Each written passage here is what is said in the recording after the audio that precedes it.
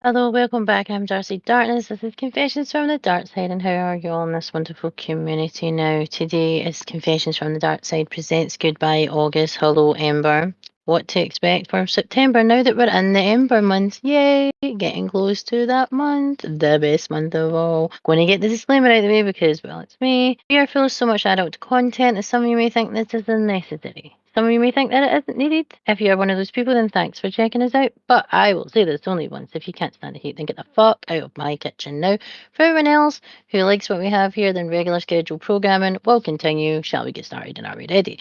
Grab yourself a drink and a snack and let's get comfy and let's hear about the movies that will be hitting our screens this month. Let me take you on a dark mystery tour of where we discuss the movies that are coming out this month and let's discuss their topics. And will this be a start of a new cycle or will this be the calm before the storm? Testing the waters. We will see. We will see.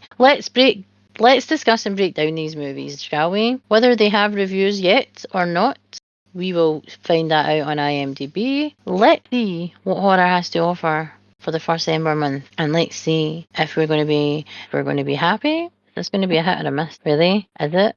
Let's see. Let's get into it. Join me again, Darcy Darkness. Are you sitting comfortably? Before we get into this, let's see some of the reviews for The Crow on IMDb and see what people actually think of it. Again, there's only positive reviews I've seen, which again could be people who have never seen the movie before or people who are probably paid to give them 9 out of 10 because we know that this is not a 9 out of 10 film. We know that. The original doesn't even get 9 out of 10. Well, even though we know how awesome that is. A lot of people are jumping on the bandwagon right now and they are telling us it's the greatest thing they've seen. Then people are getting all bent out of shape about it, even though, again, we've been talking about it for a year. I've been talking about it for years before this. The original is 7.5 out of 10, and that's with a 209k vote. So let's see what other people are saying about The Crow that's actually out tomorrow because today's the 22nd. But this is some of the reviews. Someone's actually put up one last night because when I checked, there was only like 3 reviews. There is 9 now. So let's see what the reviews are, starting with the bad one. Well, the more accurate one, someone gave it a 10 out of 10. That person should be slapped. So where's the 2 out of 10? So it's not even showing you that one first. Let's see. The 2 out of 10, like I said, was warning spoilers. It's Callum Tyler put this up on the 21st of August, like I said, was yesterday, and this is about The Crow. So romantic dialogue that will make you audibly sigh and then count the minutes until AFK Twig character dies. But maybe before then, your eyes will roll back into your head as if the main villain just mumbled into your ear. Not sure what they were going for in terms of world building. It somewhat sets up a dystopian, but you can check into a drug rehab centre with pink jumpsuits straight after an arrest for possession. Cinematography was perhaps the only redeeming feature. The ultraviolet stairwell scene would have been neat if I actually cared about him getting vengeance, but his success meant that FK Twigs would be back. So basically, someone has said that the romantic dialogue is shit and that they want her to die quicker because she's terrible. They don't want him to seek redemption for her death because that means that she would have to come back and they don't want to see her again. That is probably close to what I would probably say. It's actually pretty clean compared to the ones that I would do. Let's see what the positive ones say, apparently. So we've got 9 out of 10 redefines a genre. Ha! I doubt that. This movie is just so dark. It's based in a time where it would be dark and depressing, but hey, and it has so much violence. Again, it was never about the violence, The Crow. It was about revenge and avenging the ones that you love that were taken as were you. Right the wrongs. It was not about fucking violence. And that's what I keep saying. The guy who does The Crow is actually, he thought by doing it a dark way, Rupert, that he was going to win over fans that way. No, no one's going to win over anything. The movie sounds shit. It really shows a genre I thought had been forever lost in current days. The original movie doesn't come to mind in this one. It's dark, it's The Crow, and the actors are brilliant. Again, the original movie is dark. If you've fucking seen the movie, you'll see that it's been fucking shot that way.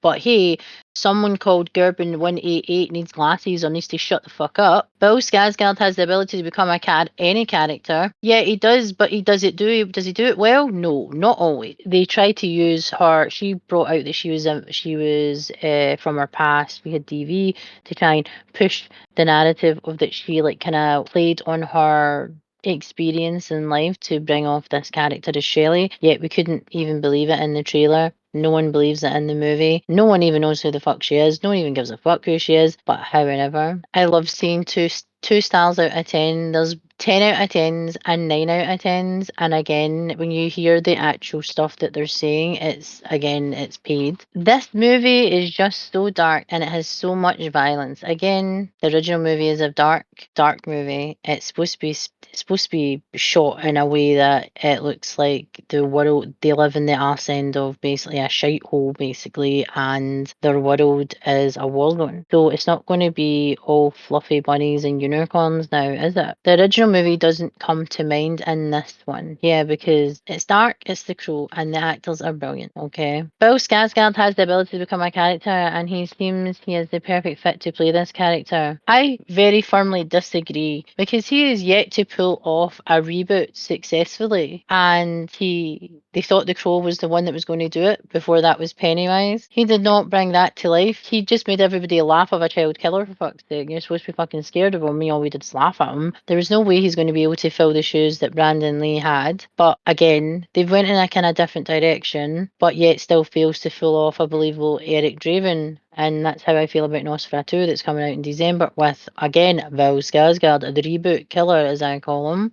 I love Bill, as you know. I just hate it when he does reboots. The movie really surprised me at times. Why? Because it was shit. The last of the movies surprised me with violence was John Wick, because they tried to make it similar to John Wick. That's why. The movie is also touching at times. Well, it's about true loves that were murdered, so it should be touching of some level. And maybe the only flaw is that it isn't longer. No, we don't want a longer, strung out movie. That was never what The Crow was. It wasn't supposed to be long and strung out. It's supposed to be. It had a story. It had basically a plot, and then the movie. Then it was over. I love this story, and it still gets to me. Love this refreshing new take on a classic. It's not refreshing to hear that you obviously Gerben1888 that you talk shite. So we have a 10 out of 10. Oh my god, and it's a very, very long one. So let's see. The Crow 2024 is a great film that combines elements of thriller, fantasy, and action based in the comic book of the same name by James O'Barr. You've not even spelled his name right.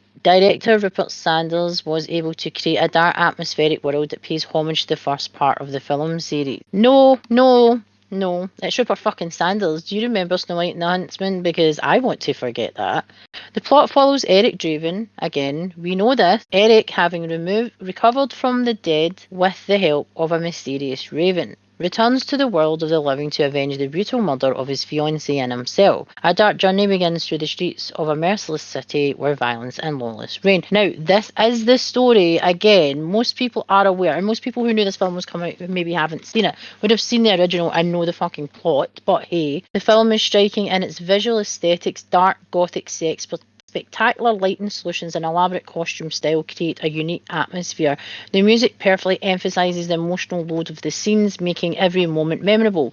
Again, I can understand that being a review from the original movie because the soundtrack was memorable and the soundtrack fitted the movie. It didn't have stupid fucking things like Post fucking Malone in it, trying to fucking make it his, oh, I'm a big fan of this. I don't give a fuck. Do you know what I mean? There's like, no one cares. The soundtrack thing of being part of the movie and the movie and the soundtrack being as one isn't there anymore, and they've tried to redo this in this film and it's obviously failed. And again, the story is about that and the scenes should be like that. We're talking about the aesthetics of the costume and the atmosphere. Well, the actual original set designer and designer of all the basically the costumes for the wardrobe department already came out and said that they had seen it and they were disgusted because it's not what the actual comic book as well. It's not anywhere near. They keep like fixating on this gothic thing because we've got movies and shows that have come out like Wednesday, obviously for Adam's Family with that gormless twat Jenna Ortega, and they keep putting her in this role. They're trying to like make her like Winona Ryder. Like Winona Ryder was like again typecasted because she was pale and she had dark hair and she kind of had a gothic look about her, and it was the 80s and that was like huge. But there's nothing gothic about The Crow from the pictures and stuff. They've tried to basically make it like John Wick. He's like half John Wick, half the Joker, not Eric Draven, and it looks closer to a bit like The Dark Knight than it did anything else. Bill Skarsgård, Derek Jane, showed incredible depth and charisma. He's a good actor, but he can only work with what he's got. The guy himself isn't even happy about the fucking ending and the way the movie was going.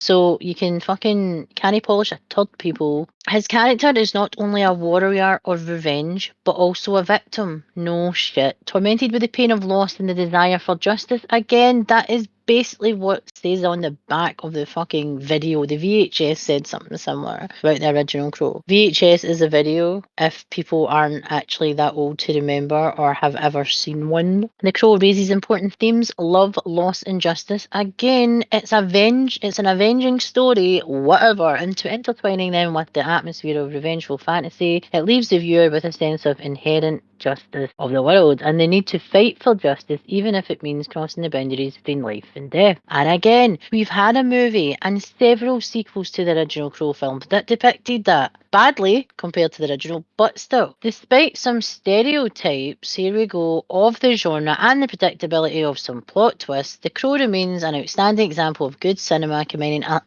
artistic expression and deep feelings. Really, this film is best described as a dark poem about love and revenge, and is certainly a must-see for anyone who appreciates alternative cinema. Don't go see it. Watch the original, please. Don't give Rupert fucking Sanders your money. Keep it. 19, and then we've got 8 out of 10 by KM Kevin 64733. Gave it an 8 out of 10. 1994 to 2000 to 2024. Wall 3 decades since The Crow originally came to the theaters and home video marketing release. Again, rest in peace to a legend.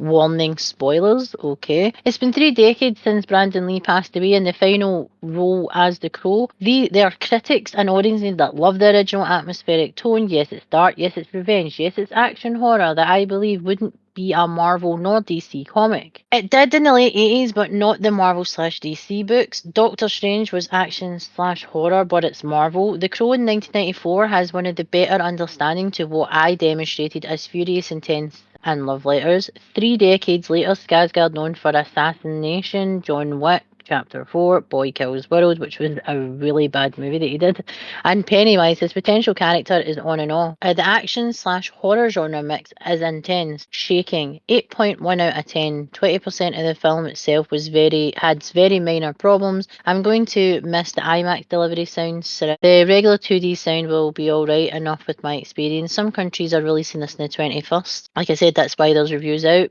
But again, this guy has basically said nothing, but still gave it 8.1 out of 10. Only because his birthday was that day when he seen the film. So he's basically gave himself 8 out of 10. 8 out of 10 for being born on that day. Well done for knowing your date of birth, Kevin. The males of the Karens. 9 out of 10. Surprisingly good by Breniff. I had zero expectations going into this movie, which means you've never seen it. I love the original Crow, but you had zero expectations. That's believable, not. I have to say, going in there with zero expectations was the best way to do about this, because I was shocked of how good this movie actually is. Ha! I'm shocked that you could actually write that without laughing. Bill Skarsgård is amazing in this. Again, I'm not knocking Bill because I like Bill. His performance was really good. Is his performance easily the best part of the movie? Because they've done a typo there. It doesn't even seem like he's acting. Are you saying that he's a real life Crow? No. It's just a very natural, cool performance that you'd totally buy. No. Also, the aesthetic and the action in this movie almost seems like the first movie on steroids and just takes the themes and the ideas of the first one and cranks it up to 100. Again, it's not supposed to be about all the fucking violence. Fuck's sake. It's not a perfect movie though. Some of the dialogue is extremely cheesy. With that said, this is an excellent movie and Bill Skarsgård's performance is literally the best part of the film. I would give us a chance. I know first glance it seems like an unnecessary remake. Thank you. Finally some actual truth there, and then some ways it still kind of is. No, it's not. But in the world of unnecessary remakes, this one is one of the good ones. I have really yet to see a remake that has been better than the original that still does it justice. There is a slim minority of movies that actually are better than the original, because usually it's to do with like SFX or the time the movie was actually out. But you really get one that stands toe to toe with the original, especially with the fans that have kept the movie alive in the memory for so long, and The Crow is no different. It turned out to be cool from someone's name that's called Fishbehiz, whatever the fuck that's supposed to mean. Or should be Behizzle. By 2024, The Crow was a real discovery for many movie lovers. This work of art combines excellent direction, haha, lies, amazing acting, and a deep plot. Again, they've lost the plot, which makes it definitely worth attention. First of all, the visual style of the film is amazing. Each scene is thought out to the smallest detail, creating an atmosphere that captivates for the first minute. From the first minute. Again, I don't believe it. The camera work and the skill of the post-production turned the film into a real spectacular masterpiece. So basically, the people who are there to film and edit, they did their job. Bravo, well done. That doesn't make the film any good. The story, for fuck's sake. The cast also deserves a mention, do they really? The main characters play with incredibly sincerity, conveying all the emotional shades of their character. The only shade they'll be getting is my eyes rolling back to the back of my head and me going blind. Their interaction on the screen causes a real resonance and makes the viewer empathise with each event, because we want her to die, because we don't give a fuck. The plot of The Crow is filled with unexpected twists and deep... My mouth does not like that word. The themes of searching for the meaning of life, fighting inner demons and overcoming difficulties come true to the fore. Just look outside, everybody deals with that every fucking day, making the film not only entertaining but also deep in its content. Deep shit!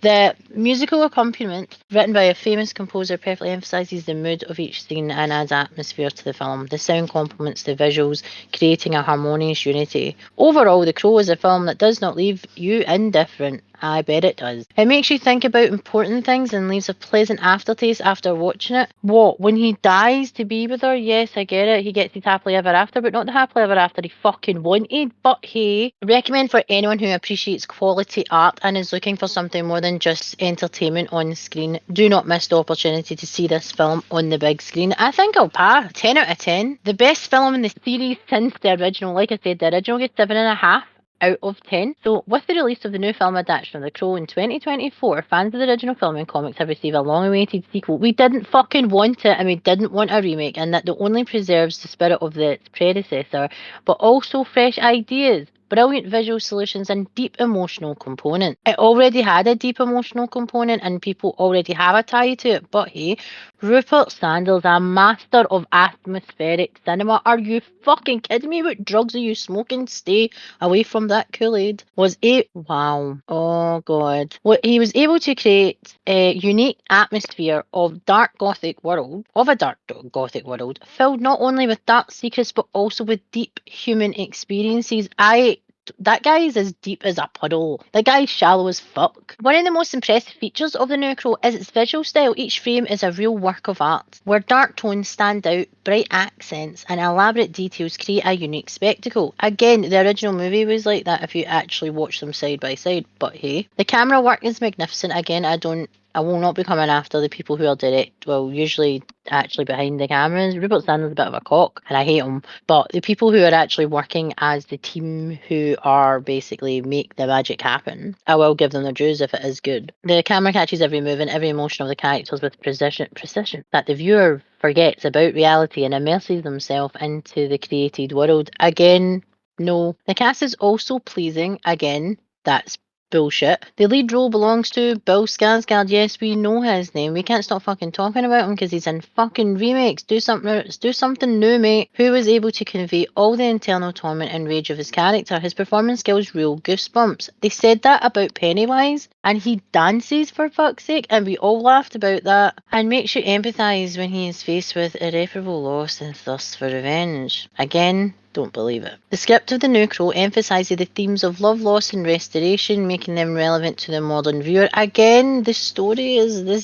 same. The plot is cleverly intertwined with flashbacks that deepen the understanding of the characters and make them more recognisable, and the dialogues are witty and rich. They do not let you get bored for a moment. The original flashes back lot. When he comes back, he remembers his last time. He remembers everything. And then when he gets to the apartment and he sees the glass all over the floor and everything like that, he sees visions of her last moment. He also gets moments where he wasn't even there because the Raven is telling him, the Crow is showing him her last moment to give him the fuel to go out and avenge her. So if you haven't seen the original or you didn't fucking pay attention to the original, then you would obviously, that must be new to you flashback. The musical accompaniment deserves a special mention. The soundtrack enhances the atmosphere of each moment, highly doubtful, amazingly combining dark and melancholic melodies with dynamic rhythms that emphasize the key moments of the narrative. Again, don't believe it. Because it was basically kind of industrial time in the 90s, so therefore the music and the soundtrack that already fit with it perfectly. And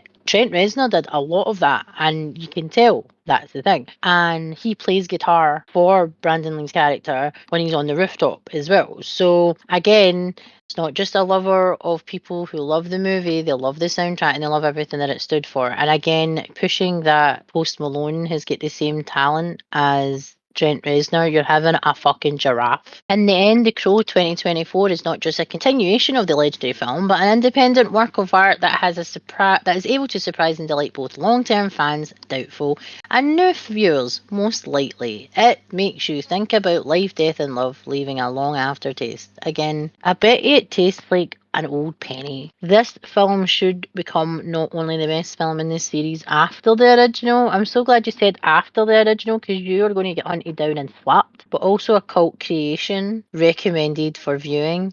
No. After I do my review, you won't be fucking wanting to watch it, I can assume. The film The Crow 2024 it's by Vej Wamu. Excellent job.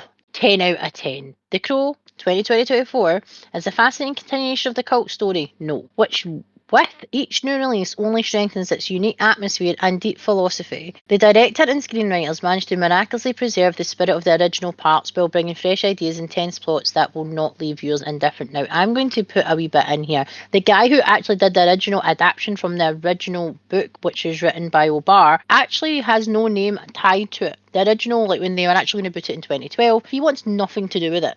Nothing. So what does that tell you about Rupert Sandal? From the very beginning, The Crow immerses us in a dark and mysterious world. Again, that's a given, where the line between life and death becomes an even more blood concept. Again, done in the original and the other terrible bad fucking sequels. The main character returning from the other world faces new challenges and an old enemy, but his internal conflict and desire for justice remain unchanged. The actor's performance masterfully conveys the emotions and experiences of the character, which makes viewers empathise with him at every step. We empathise that he's basically done this to himself again, putting himself in basically the way of a war and fans, but hey, I don't feel sorry for him in that aspect. Come on, Bill, you could do better. The visuals of this film deserve special attention. Again, they're literally fixating on the foofy parts of the fucking film, which really annoys me. Not the actual movie itself, like the actual story that people are pissed off about. We don't care about that. We care about the fact that they've rebooted something else. Being a very good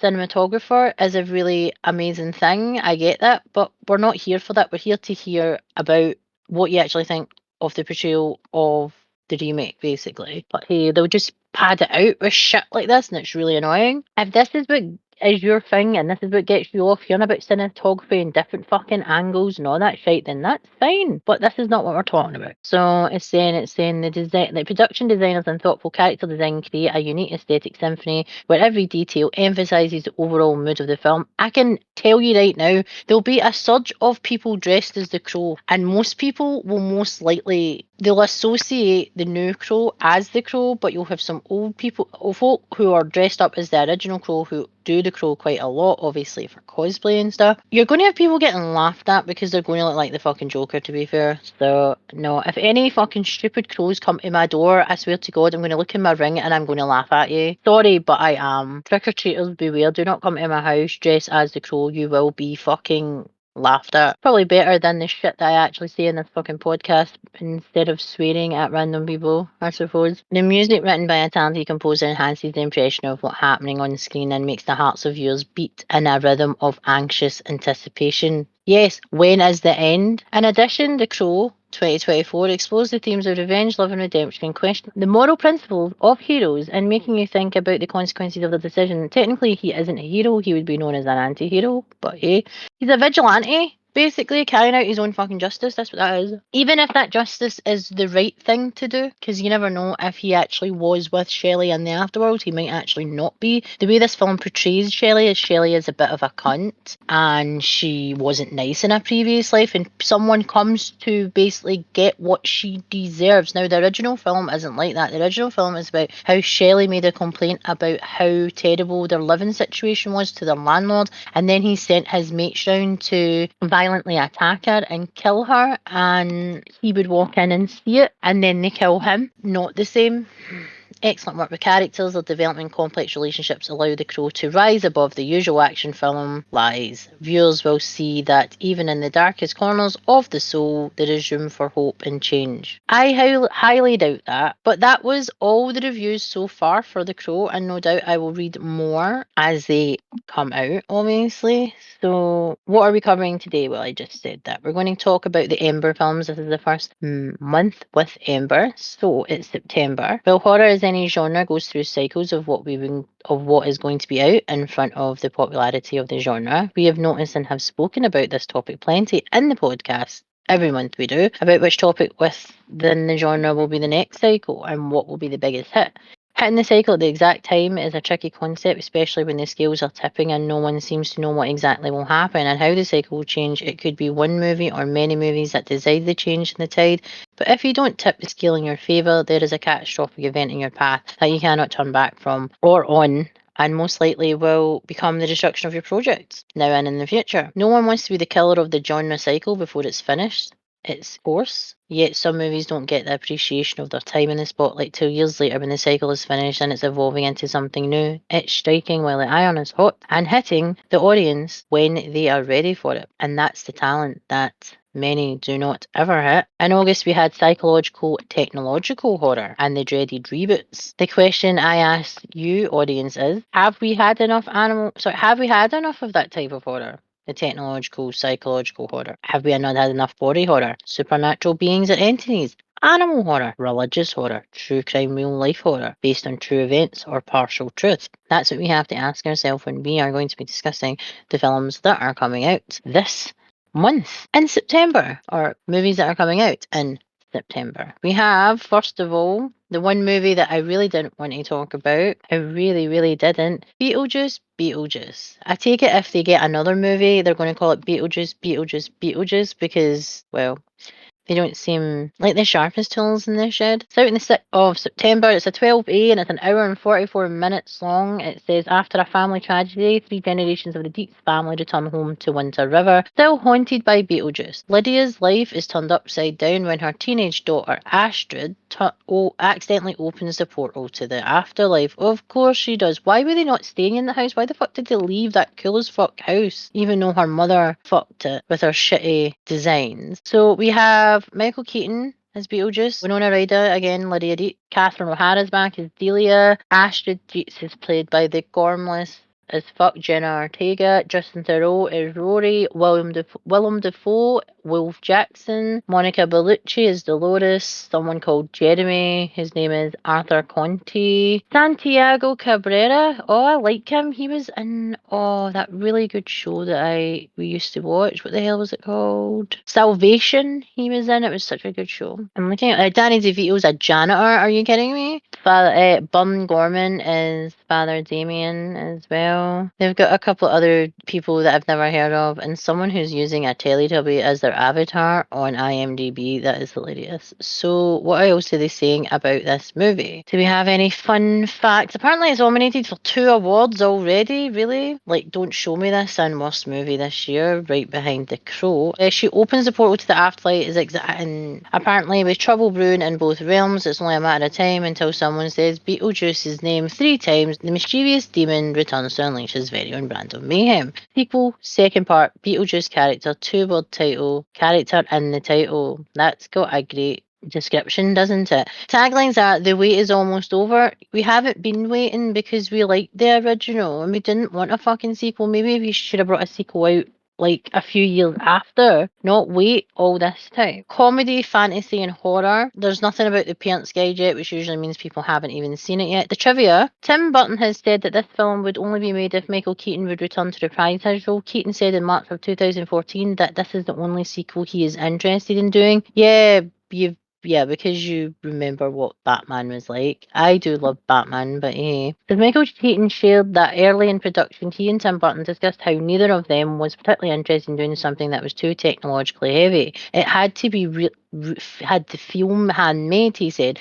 What made it fun was watching somebody in the corner actually holding something up for you to watch everybody in their shrunken headroom and say those are people under there operating these things trying to get it right, he continued. It's the most exciting thing when you get to do that again after years of standing in front of a giant screen and pretending someone's across the way from you. Again, we talk about that as well. I miss the fact that they don't do the amount of physical actual props now. They don't really have sets and stuff, so it's like, what's the fucking point in being an actor when you're standing in front of a fucking screen pointing at something with a green screen behind you and half the time you even meet the people? But again, that's really good for antisocial me. Don't have to meet people, but hey. Tim Burton typically hates doing studio films as he always feels exhausted and drained, but he legitimately enjoyed making Beetlejuice 2. Did he really? He says in the last one, Beetlejuice 2, I really enjoyed it. I tried to strip everything and go back to basics of working with good people and actors and puppets. It was kind of like going back to why I liked making movies. Well, again, yes, but I'd rather you put a puppet in Jenna Ortega's place. The puppet would probably do a better job than she did. Michael Keaton revealed making the sequel was more fun than the original. Again, he's got to say this, people. By the way, he's got to say that. It took a while to get there. I didn't really think we were going to do it and didn't want to do it various times in the last few years, but it was more fun than the other one. And again, do I believe that? No. He didn't want to do it for a long time, and now again, is he poor? Is that what it is? Is that what he wants? He wants more money.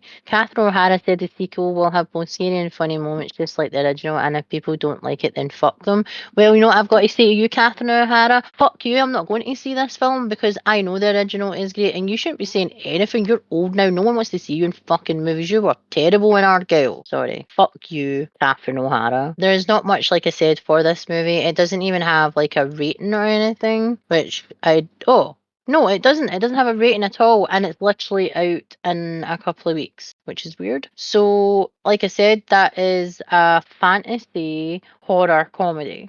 It would be known as a dark comedy because that's what a black comedy, should I say? But they changed black to dark in the 90s because apparently it sounded racist. So the next one we have is The Front Room, and that is out on the 6th as well. Oh my goodness! It's got Brandy Norwood. I've not seen her on anything for a really long time. She was big in the 90s in a TV show, and I think she did music. She thinks she was a pop star of some sort as well. It's a horror thriller, which we like here. It tells the story of a newly pregnant couple who are forced to take in an ailing, estranged stepmother. Oh God. Is she only ill for the sake of it, or is she ill because she wants to do something? Who the hell knows? So you've got Andrew Burnup, Neil Huff, Catherine Hunter, David Manis. Try to see if there's anybody else that I actually recognise. I don't recognise anyone at all. So it's like not big actors or characters at all. It doesn't have a rating. It's again rated R and it's an hour and 34 minutes long. Is there anything else? It was directed by Matt Eggers and Sam Eggers and written by them and a woman called Susan Hill. So I'm looking at the rest of this. So they've actually got a better description here. It says a young couple's life is thrown into disarray when they reluctantly agree to take in the man's estranged mother. I didn't take in my mother when I had my child. When she came to visit me for 2 weeks, I almost killed her, and she almost killed me. Basically, it was a very highly fueled tension 2 weeks. It was not pleasant. As tension rises, the couple's seemingly normal home becomes a battleground of paranoia and fear. The mother's erratic behaviour and mysterious past unveil dark secrets that unveil to ravel the couple's relationship. As they grapple with the sinister presence that takes over their home, they must confront their own demons and the haunting reality of what lurks in the front room. This psychological thriller delves into themes of family, trust, and the thin line between reality and madness. Well, yeah.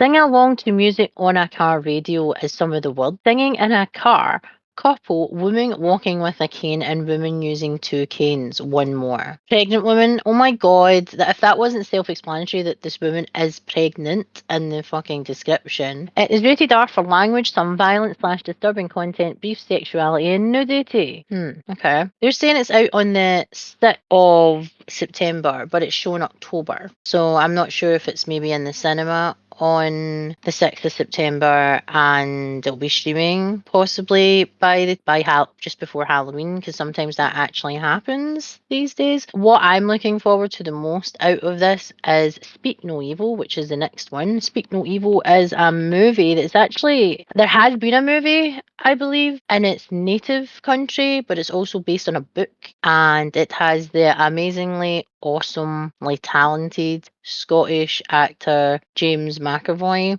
and I give him his own title like that because he is fucking awesome and I absolutely love him and everything. I can remember him when he was in Shameless in the UK and his earlier career, right up into what he does now, and he's getting into directing and stuff, so I'm really excited to see what he does with that, with all his experience in front of the camera to go behind the camera. So Speak No Evil is, again, there's not many big actors in it, and it's a small cast as well, which again, you don't need big names, big stars to make a film excellent, as we know from previous horror films. But the tag from this is the words that they're using to describe the genre is psychological horror, psychological thriller, drama, horror, and thriller. A family is invited to spend a weekend in an idyllic country house, unaware that their dream vacation will soon become a psychological nightmare. So it shows you all these happy kind of things in the trailer. It shows you beautiful surroundings and a beautiful place to have your holiday, etc. And then things always take a turn for the worse in the middle of fucking nowhere.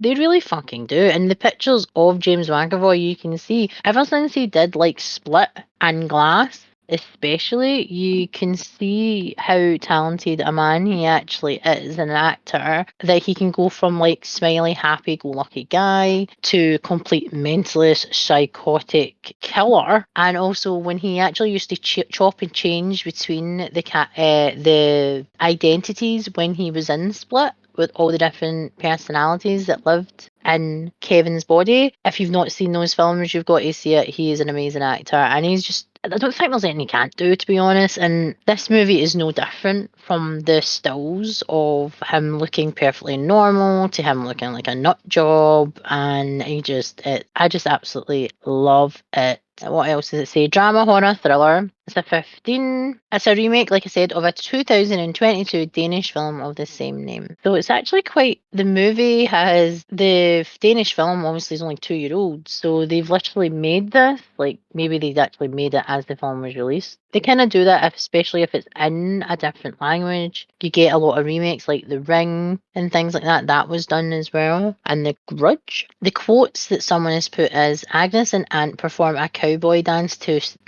dance set to Cotton Eye Joe. Cotton Eye Joe, famous song that went to #1 in the 90s about an STD. So interrupting. So Paddy, who is played by James McAvoy, Ant, what is wrong with you? Just feel the rhythm in your feet, like, and then he's demonstrating the dance, which I can imagine. Paddy, 1, 2, 3, 4. This is a 1. My children resume their dance, and Paddy, furious, no. He chucks a piece of food at Ant, and Louise Dalton turns around and goes, what is wrong with you? So basically, it's experiencing the fact that the guy is basically most likely got a drink in him, I'm assuming, dancing to that song. No one would actually choose to dance to that song. Really, they would not. Dancing and basically being annoyed by something because someone's not doing it right or they're not putting as much fun into it, and he's basically, the slightest wee thing can make anybody snap. It was supposed to be released on the Friday the 13th of September. It is a Blumhouse Productions and Universal, but Blumhouse has had so much bad luck with that date. Last year we had the whole Exorcist and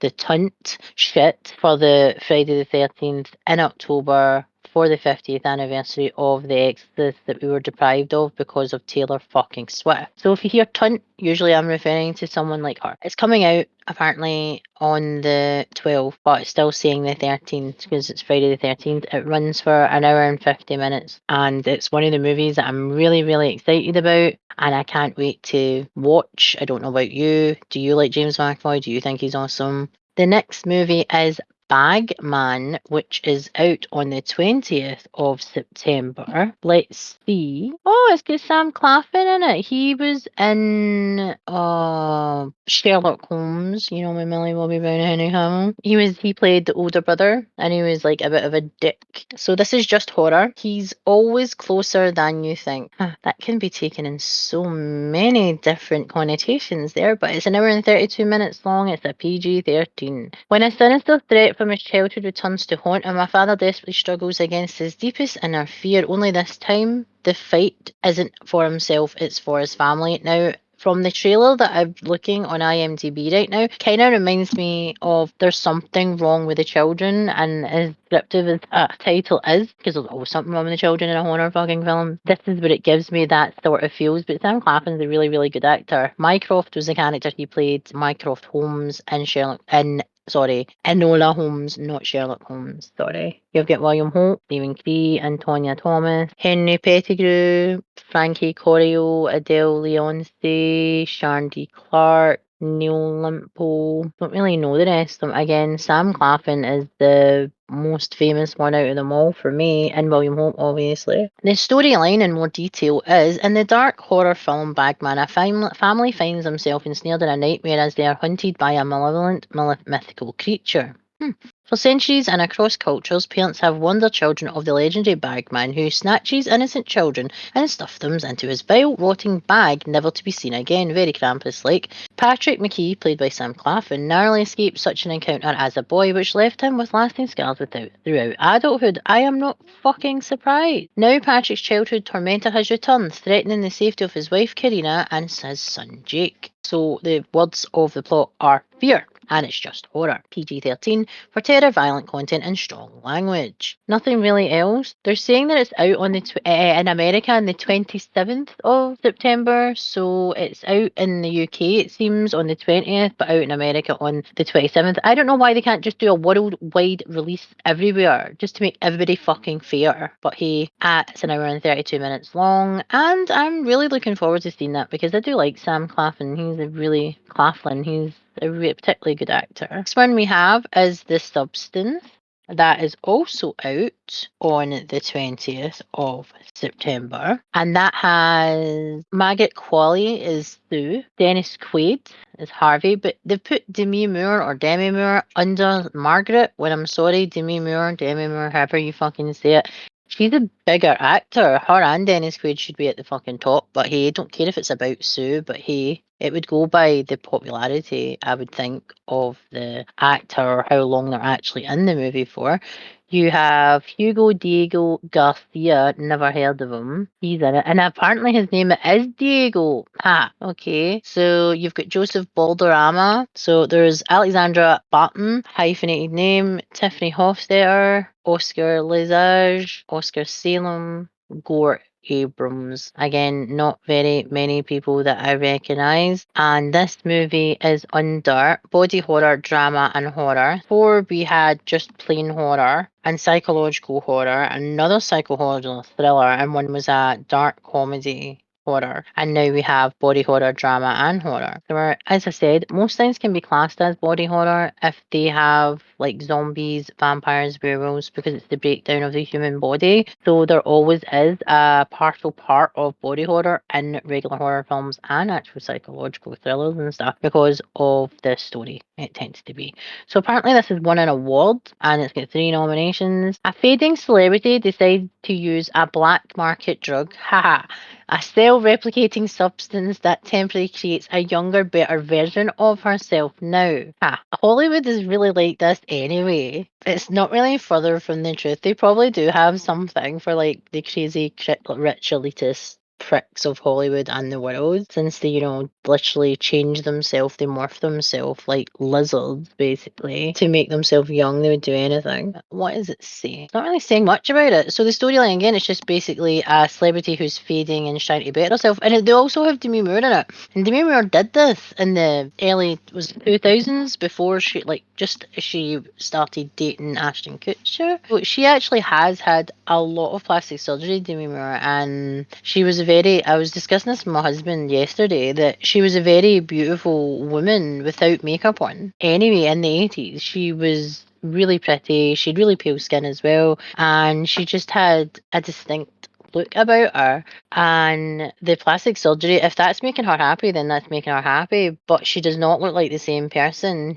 Her face just looks awfully strained, in my honesty. So maybe that's a good thing she's been in this movie, because, with her experience with plastic surgery and things like that she can maybe pull this off. Because the pictures look really sad of her like standing at a mirror, looking at herself, most likely judging herself and how she looks. And again, how many of us actually do that on a daily fucking basis? That's the horror about some of these films, because they actually are depicting and showing how people actually live today, where they're obsessed with what they look like, they're obsessed with staying young, they're obsessed with being things that they aren't anymore or never have been. So that's how scary, that's horrific to me, that basically everybody does go through that in this world, that people just can't be comfortable in their own skin. The next one is Never Let Go, and that is out on the 27th of September. It has Halle Berry. Good to see her in a movie. Good to see her in things again. She's a really good actress. Again, very strong-minded actress who doesn't fucking take any shit, which is one of the things I like about her.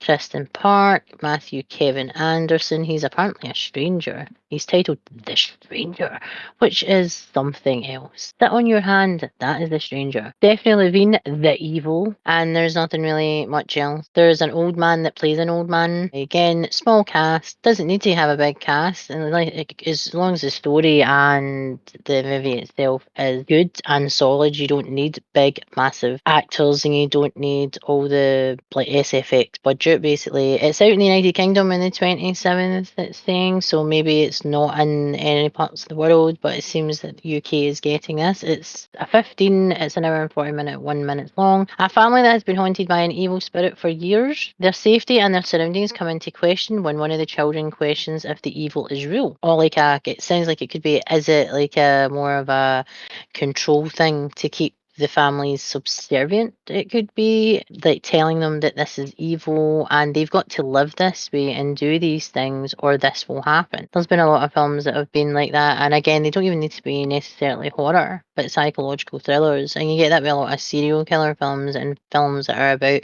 abduction and things like that, and people actually having like PTSD and Stockholm syndrome and things like that. They'll be told that if you don't do this, if you don't keep doing this, this will happen. So that is what I kind of get from this, that she's obviously trying to protect her family from this evil that she is told her entire life exists, yet they've not witnessed it. They've just been told about it, and that was enough. The fear of that being enough. It doesn't have much about it. It doesn't have a review yet because it's not out yet, and it's probably not went through its promo yet either. Its tagline is "One touch is all it takes," and again, one touch is all it takes. Really? That's the line you're going for a horror film, and it sounds like it's more for porn. The genre is drama, horror, and thriller. Like I said, it's a 15, and apparently one touch is all it takes.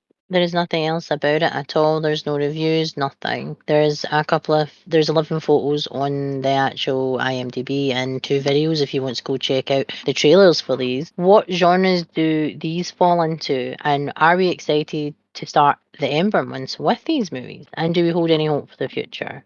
I am excited about Speak No Evil. I'm also really excited about everything but Beetlejuice. I want to see The Front Room. I want to see Speak No Evil, of course, Bagman, The Substance, and Never Let Go. I want to see them all apart from Beetlejuice. That's a good thing that I have all these movies that I'll get to watch and review. Have you been to the cinema lately, audience, to see some good horror movies that maybe they may have not heard of or seen? Because some theatres all over the world get the chance to see smaller movies, like independent movies, or some movies that you might get like for film clubs and stuff. I know in Glasgow they do like a horror weekend, and you get to see like projects from people who are like starting out, or people that might have a hobby or anything like that.